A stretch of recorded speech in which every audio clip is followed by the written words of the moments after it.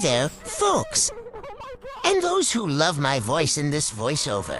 Today, we're going to talk about a thrilling encounter between a motorcycle, a trailer truck, and a car. So imagine this. A motorcycle is cruising along at a blistering 180 miles per hour. It's going so fast that it barely makes it through the trailer truck and the car ahead of it. It's a nail-biting moment, and we can't help but feel our hearts racing just thinking about it.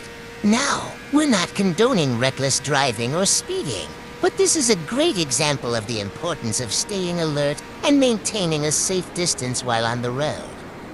Always remember to drive safely and responsibly, folks.